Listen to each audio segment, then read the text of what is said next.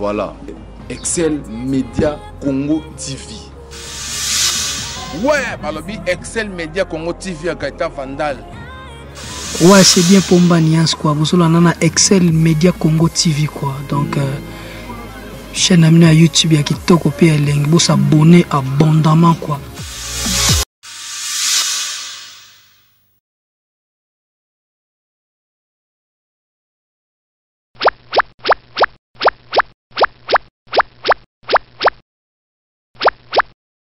Mbote na bino bandeko balandi nyonso tu ya RLTV pe bandeko nyonso ya diaspora o baza di banda ya Excel Media Congo TV esengoza yanga magali Kongolo ya koyambela bino mutu moko wa lelo na plateau na biso ya to sakola yango mais lokola à la coutumier balobaka tout honneur tout honneur émission mota bandaka yango initiateur nango eza trésor o ala camarade nanga confrère nanga na kozalanga moko tina osola masolo lelo na trésor mais toza lelo na Ndeko Brandon Azali, tu habites en plateforme, tu yango. On a lanceur d'alerte, mais un entrepreneur politique. Entrepreneur politique. Il y a différents barons politiques.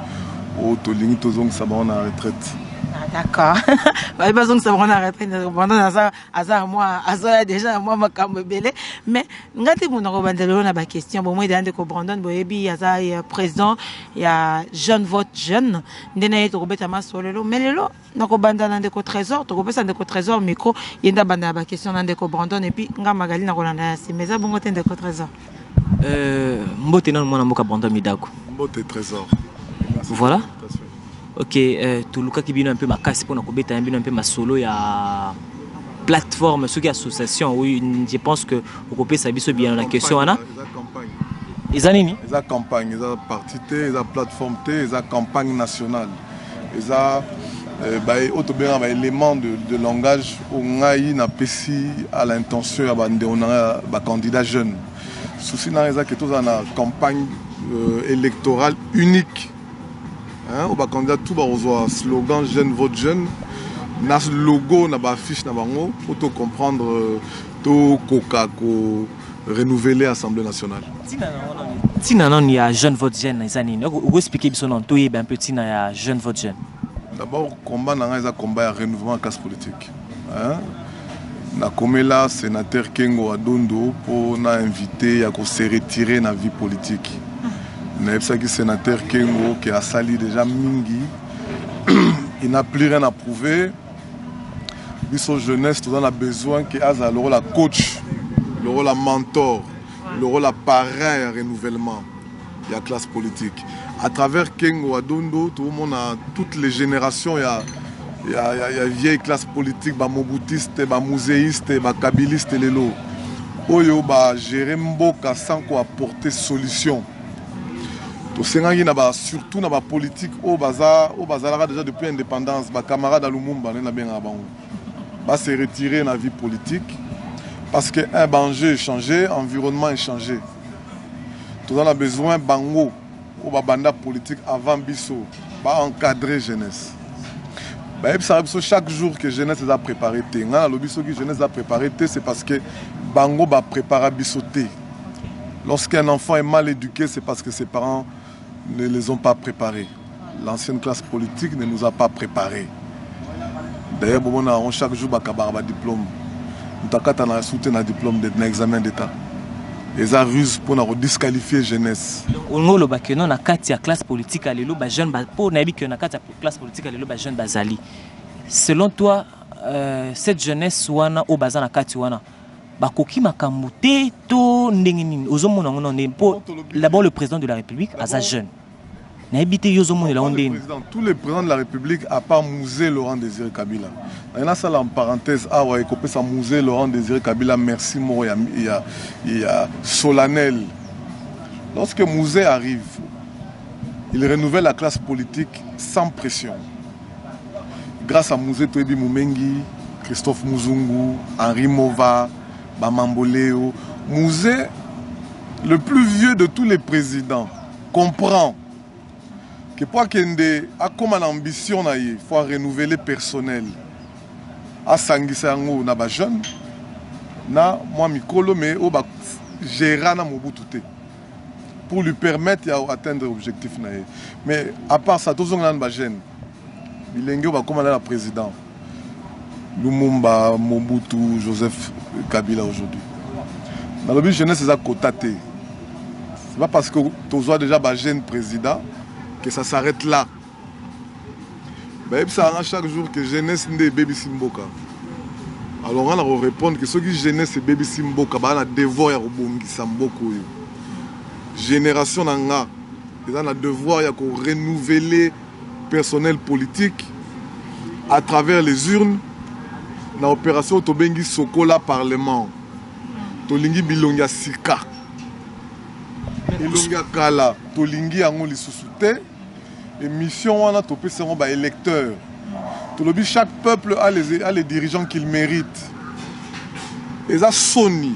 On a Sernanga. Biso peuple tous les laralelo vis-à-vis à la politique. Parce que la voix où élection c'est la biso peuple. Pour tout l'année polo. Tolandi Coca, qui pire petit, la jeunesse au la politique, la plupart sans généraliser, ils porteur des mallettes. Moi, si briller dans la politique, ils copine. Les jeunes, ils porteur des mallettes. 3 ans d'expérience, c'est pire petit. C'est bon, on a meeting, c'est bon, 2000, 3000. Les jeunes, ils la politique, c'est ça. Les pions. Il y a des vieux. D'ailleurs, ils mettent les moins compétents. Je ne citerai pas de nom. Les moins compétents pour justifier le fait que jeunesse est prête à être incompétents. Voilà, il y a un Nazaki un peu parce que dans côté la jeune vote jeune. Il y a 2 jeunesses dans le monde. Ils ont un jeune Oyo, ça là comme un leader. C'est-à-dire jeune vote jeune. Il y a des jeunes vote jeune na biso za ndengwana te. Premier jeune eza ba jeune électeur, oba ki parapolitique te, a Rosala candidate. Kasi ndeba oba comme citoyen, il y a qu'on se rendre na urne pour à décider pour l'avenir à Congo. Premier jeune. Jeune désintéressé, année na banimité, année candidaté. Deuxième jeune, c'est jeune candidat, candidat national à la députation nationale, provinciale et candidat président. Bah jeune candidat, on a la tendance na bango, il y a opposition, il y a majorité. Nous sommes indépendants. Jeune vote jeune, c'est l'école la préférence politique. Bon voter ngate, bon voter bah jeune à ba parti na bino. Vous avez IDPS, voter bah jeune il y a IDPS. Aux gens PPRD, voter les jeunes compétents. Des places dans les jeunes, il faut pas voter. Non. Voter les jeunes compétents et dynamiques. On va insister sur la dynamique, sur le patriotisme, parce que pour nous, on ne développe pas un pays avec les diplômes. Soit ça que soit diplôme, mais Congo, tous les États-Unis. Pour ancienne classe politique, on a 3 doctorats, 15 diplômes. Et si il faut comme la ville à Kinshasa, il y a des études, il y a des français, il y a 20 pages, 30 pages. Alors que les solutions sont au combo à Kinshasa. Des places n'est pas au Congo. Congo, Mbokana moté. On a été analysé parole T. Des places n'est pas au Congo place. On a siko. Au constat n'engeni pour permettre on a des jeunes au bazade au ba on va s'intéresser à la politique au ba comme ça me sous ba leader. Ba sala ba vote ya malam pour les lieux comme kaka so ba kabelo polo aloke voto ni ne ko sala donc ni na tout lancer ko sala ndenge nini pour na ko permettre ba jeune wana ba postuler ba voter ba leader ya malam na kati ya mboka bisaki ba déjà ba polo bolata bozwa ata 15 ba mbongo bocha on a poche parce que ça mbongo na binote ba vient na ba gérer déjà l'état plus de 15 20 ans 50 ans. Mbongo na biso. Toloba qu'ils ont des millions, nous sommes des millions. Nous devons comprendre que visa difficile. Difficulté à jeunesse na yebi yango. Élection iso eza cop. Bolé à gauche, bolé à droite, mais na isoloir. Yo moro face à histoire na responsabilité na yo. Fais un vote pour l'avenir. Fais un vote jeune. Fais un vote nouveau. Quel que soit l'âge, des nouvelles énergies.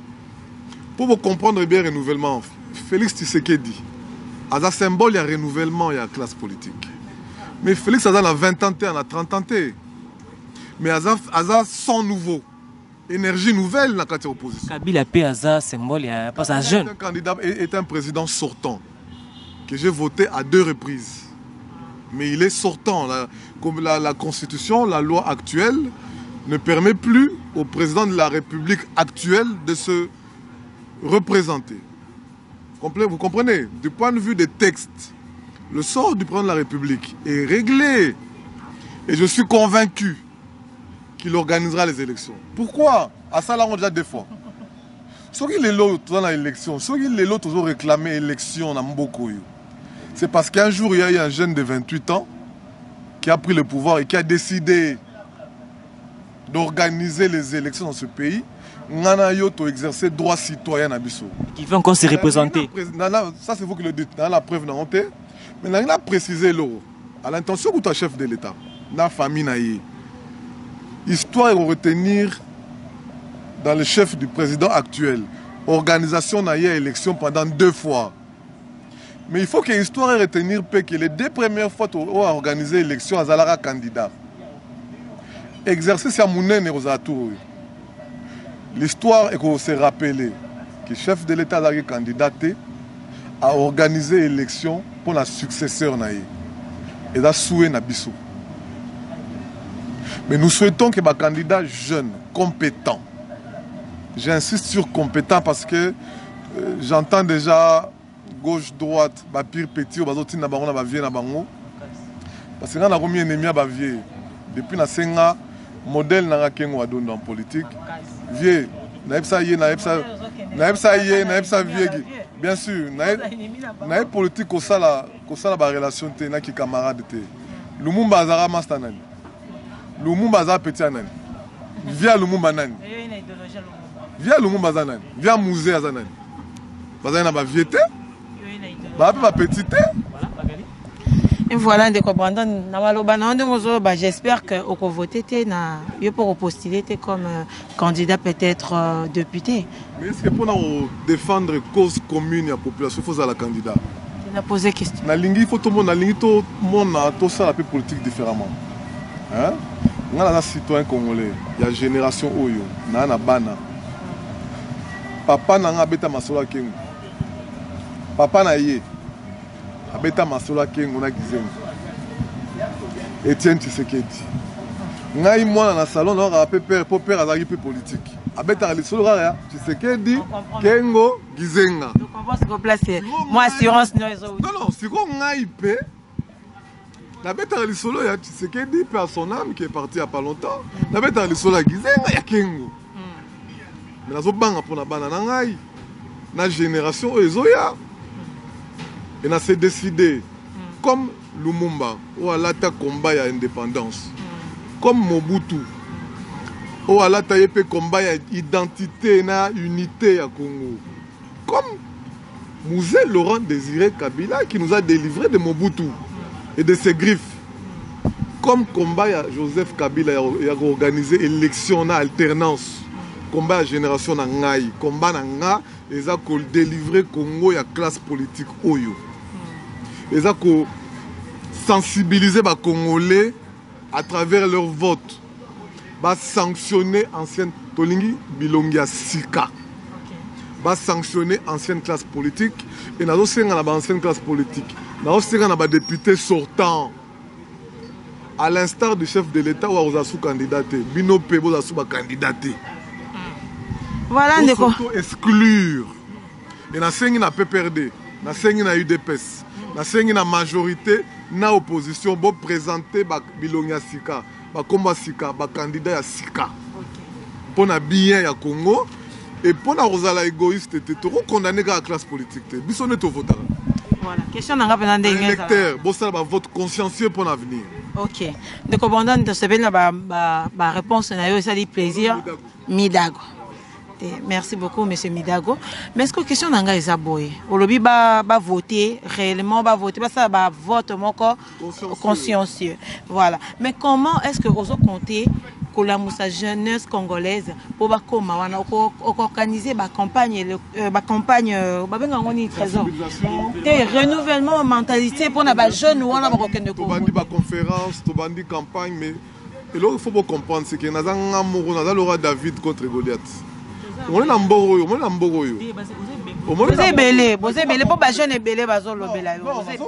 Ça, c'est les jeunes. Nous avons vu adhésion à la population. Mais nous avons un combat, il y a des hommes politiques, il y a un mot à dire. Il y a une mission qui est répétée. Ok, mission à Boyo. Parce que le propriétaire a un petit à tel. Ton propriétaire a un camarade à tel. Ton allié à bon à tel.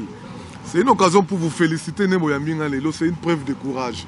Bino, en tant que jeunesse, vous savez déjà par na Bino. L'histoire s'en rappellera. Mais il existe des gens qui ne peuvent pas approcher Bisso.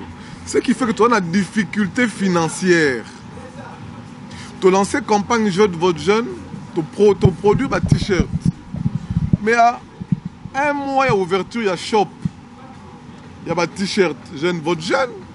Au moment où on incruste, sponsor a désisté.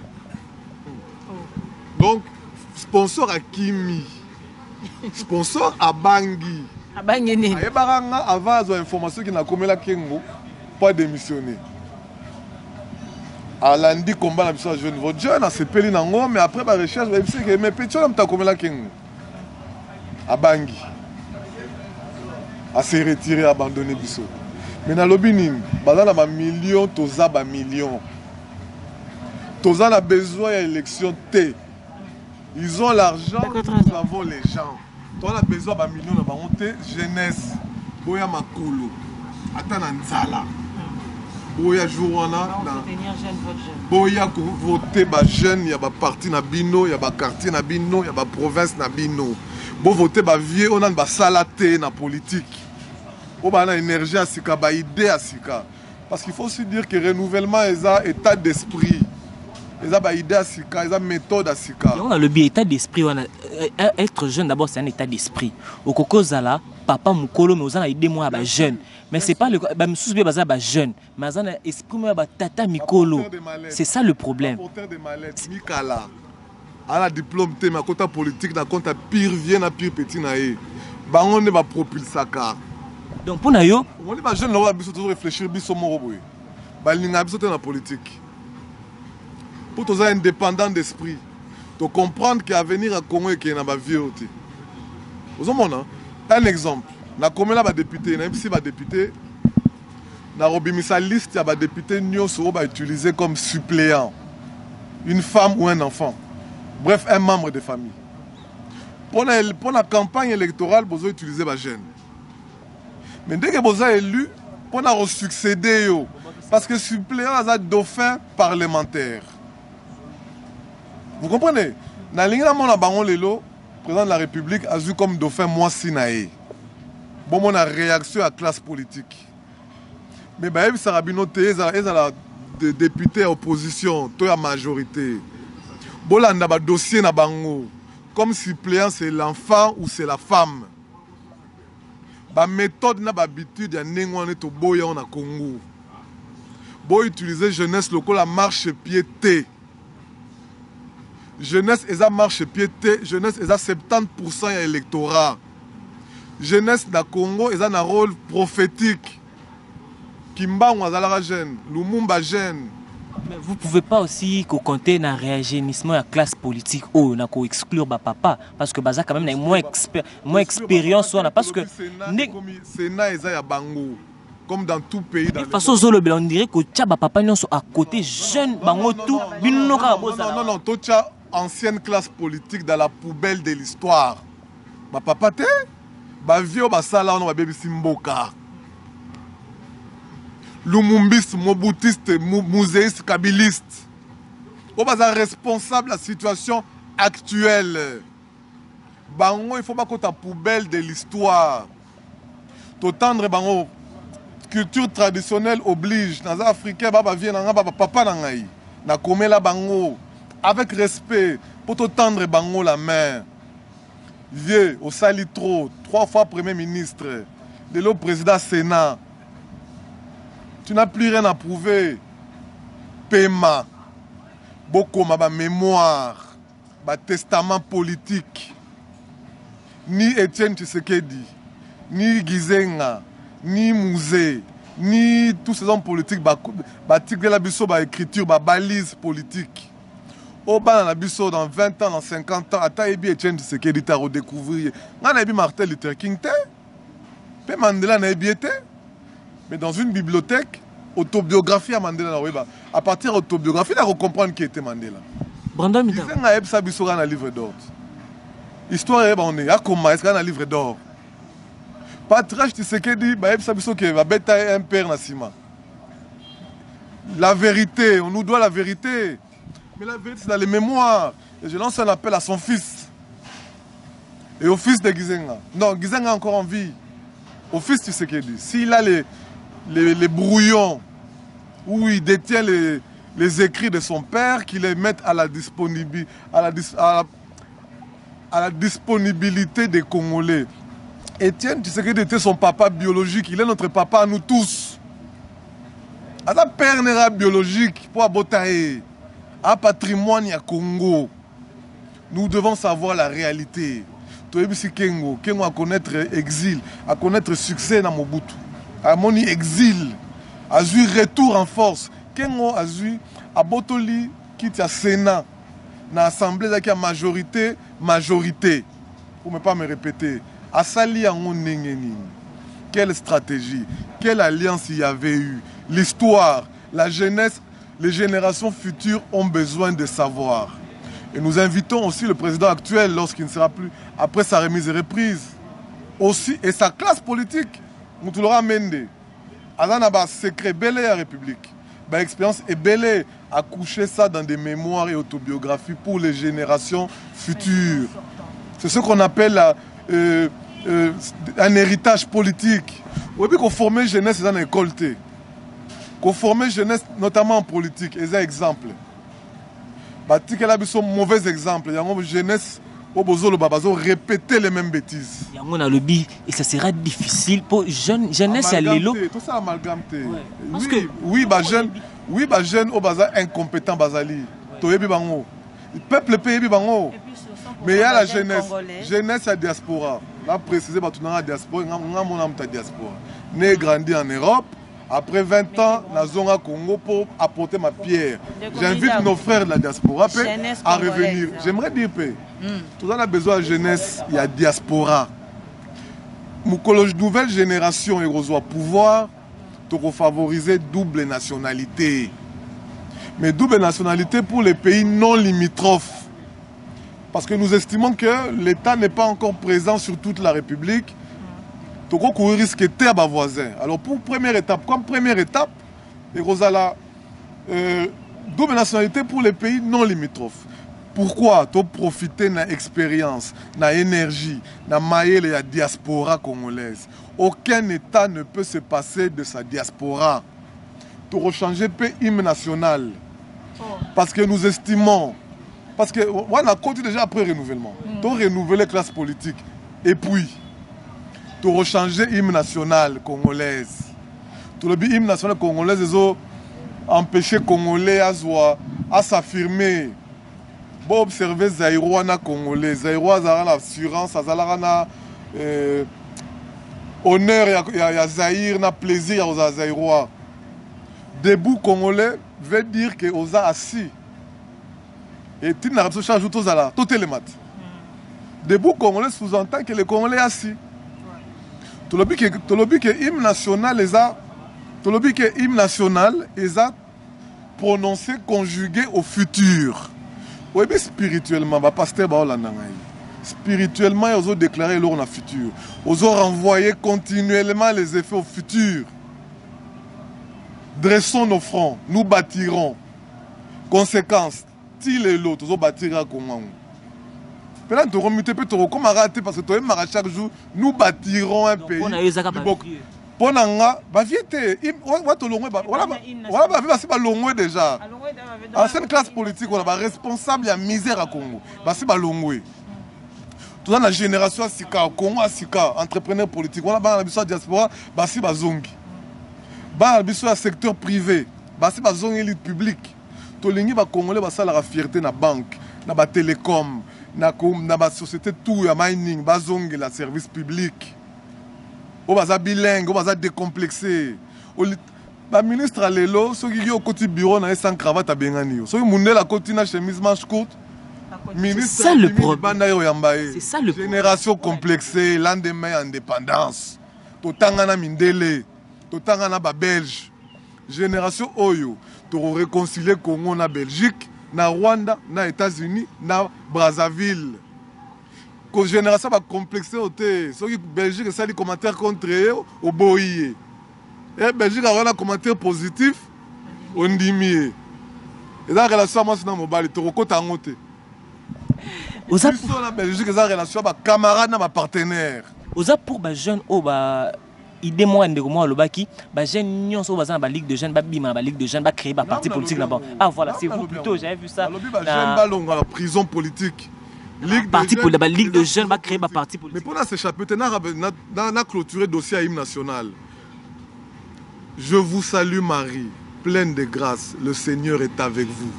Vous êtes bénie dans une prière millénaire conjuguée au présent. Notre Père qui est aux cieux, que ton nom soit sanctifié. Je mets les spirituels à défi. Que le temps utilisé dans une... Vous savez, l'hymne national, c'est l'incantation d'un pays, c'est la prière d'un pays. La Coupe du Monde qui arrive et vous allez exercer ça l'hymne national, on comprendre que le joueur avant qu'on atterrir à l'hymne national, sentir qu'on doit recevoir force. Tous en ont un début congolais, il aime Bissarabiso. Observez l'hymne national. T'as un topolia contre Tunisie. Tunisie, pays francophone, bêta plan en arabe. Pas francophone, hein? Mais l'hymne national va bêter en arabe. Ils sont tous en français. Français, c'est quoi? Quatre langues. Comme en Afrique du Sud. Chaque couplet, il y a 4 langues officielles et permettre un moussoïli. Chiluba, Kikongo et compagnie. Et puis, on a raté que Kantika Chiluba est à la moto. Ils ont un lourd moroboy. Vous comprenez? On a un Swahili phone. Si on a côté quitte à Swahili, Kantika, on a un épisode de fois. Maintenant, imaginez, on a en français. Maintenant, en public, il faut la contrôler conjugaison, prononciation et les mots. Éloigner dans la grammaire. Même les Français, là, ça nous éloigne de Dieu. Nous devons réconcilier les Congolais avec leur langue à travers l'hymne national. Ils allaient chanter en 4. Et puis ils allaient récomposer, ils allaient audacieux, ils allaient ambitieux, à l'instar de la Zaïroise. Donc, nous disons aussi que le Congo doit payer sa dîme. Le Congo est un pays chrétien. Il doit se réconcilier avec Dieu. Il faut que de tout ce que la RDC récolte comme finance, nous devons créer l'Office national de la dîme et prélever les 10%. Et nous allons mettre Dieu maintenant à l'épreuve. Il y a une nouvelle génération. Voir le Congo différemment, un nouveau Congo. Il faut que le Congo se réconcilie avec son Dieu. Que dit la Bible sur la dîme? Paye la dîme et il multipliera tes revenus. Je suis convaincu que si le Congo paye sa dîme, la santé des finances publiques s'améliorera. Pour nous pousser les jeunes dans la Ligue de jeunes, dans la Ligue de jeunes, c'est la source de la parti politique. On va créer un parti, comment on a combien de partis politiques? La Ligue des jeunes est la prison politique. Mais moi, dans les cas où déjà les jeunes se sont pris en charge, il y a des regroupements politiques des jeunes, il y a des partis politiques des jeunes. Mais je ne prêche pas ici pour une république des jeunes. Dans le Sénat, Sénat, il y a la peau dans Bavier. Bavier, il y a un esprit il y a ouverture. C'est-à-dire qu'il y a des jeunes qui ont il y a dîme nationale, il y a création de 4 capitales. Kinshasa est la capitale culturelle de notre pays et de la mode, les deux. Culturelle et capitale de la musique. Selon le nouveau Congo, dont je porte les rêves, le Congo de mes rêves. On a lié na communiqué, na comité, on a jeunesse nous au bas, capta déjà message, au bas na sima. Na biso toza ba millions et puis to sale la internet. Pour pas critiquer que non, yo za internet, to ko sale la yango. Internet est un outil à génération nanga. C'est bien internet mais écoutez na pena bandiko non son la bon en face. Preuve chaque jour. Mais ma to sale yo ko internet. Mais tout ça on a mokilit. C'est internet bien sûr Tout ça on a mokilit. Mais débat on a goûté internet virtuel, ça faux débat. Émission tout ça on a mokilit. Au tchang web, l'internet. Tout ce qui est internet, c'est d'abord physique. N'est-ce pas? La preuve, avant chaque marche, chaque manifestation, gouvernement et kataka internet. De comprendre bango. De comprendre le message. Parce que l'internet est fatal. L'internet fait mal. Bola n'a pas discours de génération, bola n'a discours de internet, les virtuels, les lots internet, les plus dangereux. Même que physiquement. J'en profite pour souhaiter mes condoléances à la famille Olangui, la famille spirituelle Olangui, et à la famille biologique. C'est une situation difficile qui nous arrive.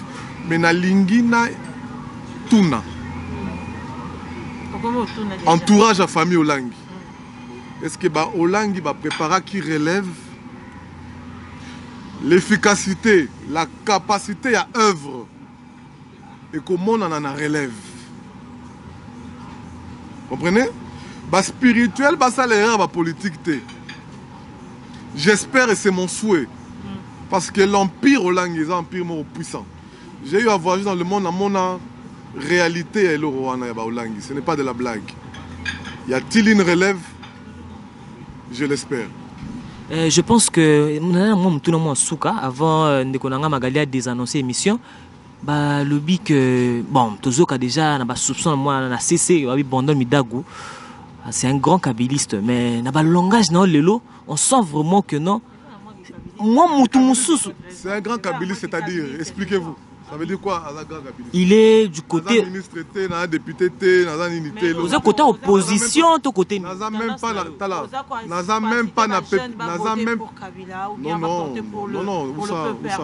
où ça? Je suis indépendant, papa. Notre banc, un entrepreneur politique indépendant. Un entrepreneur politique, c'est un intellectuel de terrain. Le bel peuple d'ailleurs de Kabila. Ça sur internet ou okay. Il fallait commencer par là. Non, on a bien expliqué un peu c'est quoi. Dans une nouvelle génération, dans un entrepreneur politique qui assume ses choix. Je vous ai dit dès le début qu'à 2 reprises, j'ai donné ma voix au président Joseph Kabila. Ne l'ai-je pas dit ici?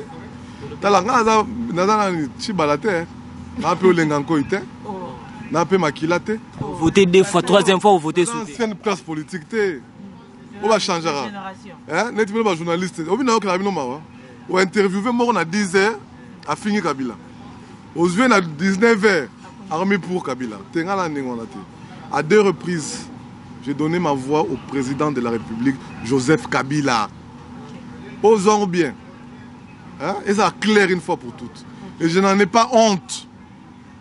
Républicain que je suis, la Constitution de la République ne permet pas à mon ancien candidat de prendre la République actuelle et à se représenter. Vous comprenez?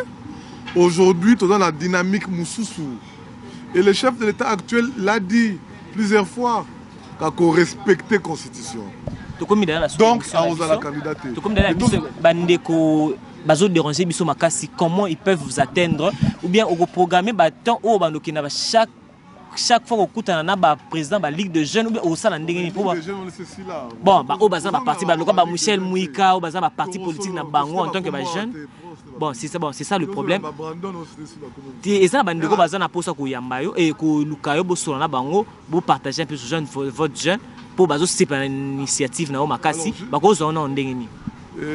Balanda na internet na 200 000 followers. Exacté, ils ont raté. Tout ça, on a Félix. Il est pas moi, il y a Etienne Tshisekedi. On a moi,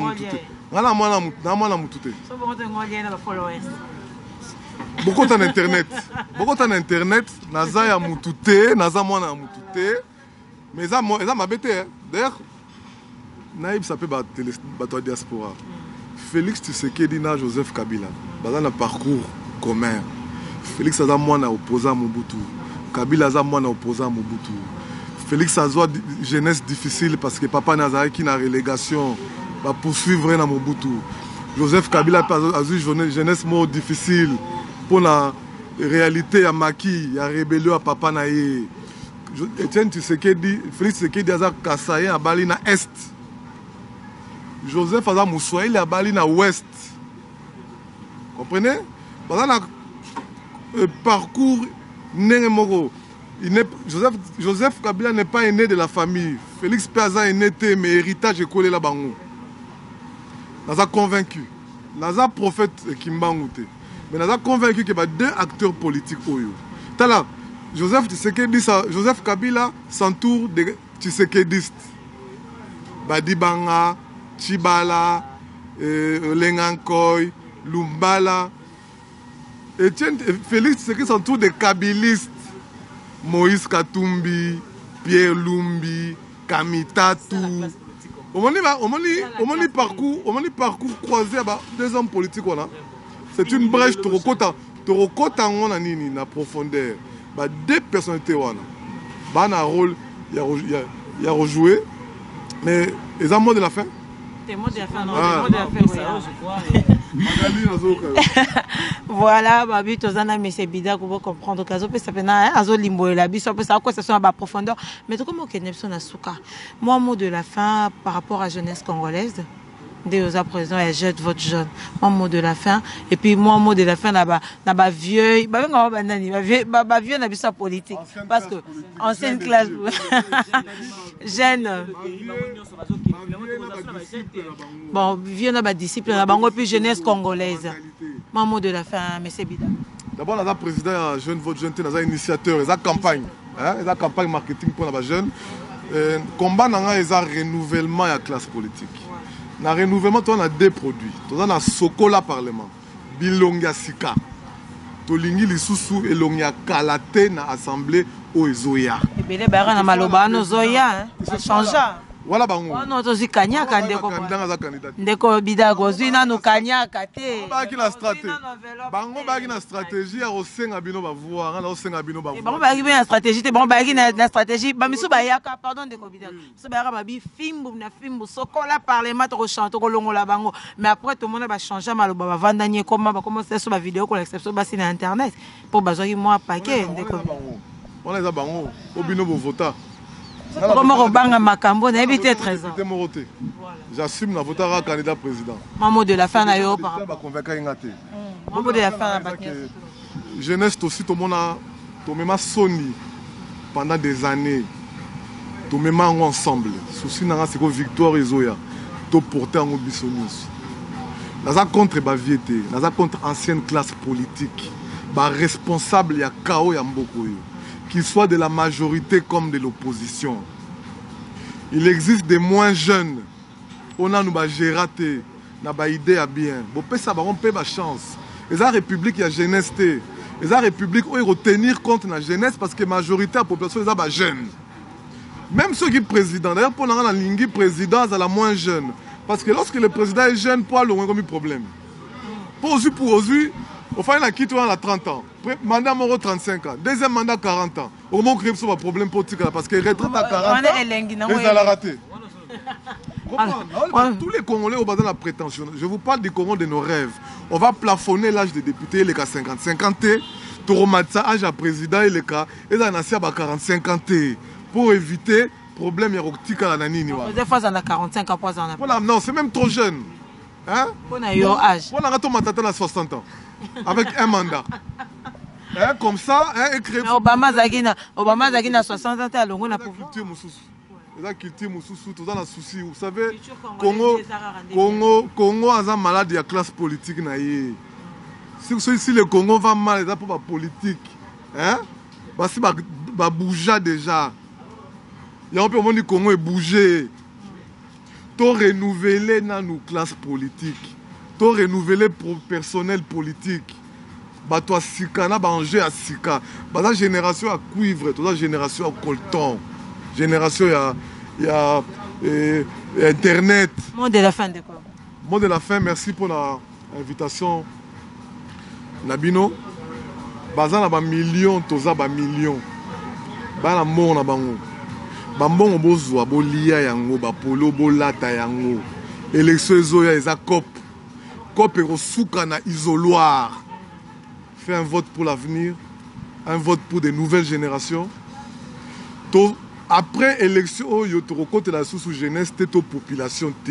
Population bolandangai après élection yo bokoza la responsable ya ba dirigeant autoroza na bango botika ko se plaindre ba dirigeant dirigeant c'est votaraye moroté parce que na attaquer pe classe mingi biso peuple doit responsable to rotala bien na campagne bolanda batu mais comme bona nzala toza na nzala to rolia yango bokende pe bureau de vote na ba taxi na bango. Mais na isoloir via Rosalate, président parti par Rosalate. Ça la vote à venir na yo. Ça la vote pour la Congo. Il y a Lumumba Lotaka, au Kimbango Lotaka, Congo, il y a Musée Laurent Désiré Kabila.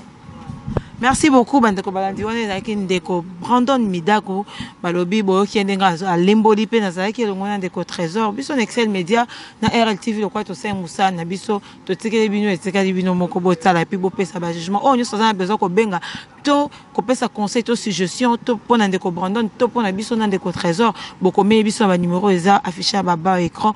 Quant à moi je dis bye bye et à la prochaine. Merci.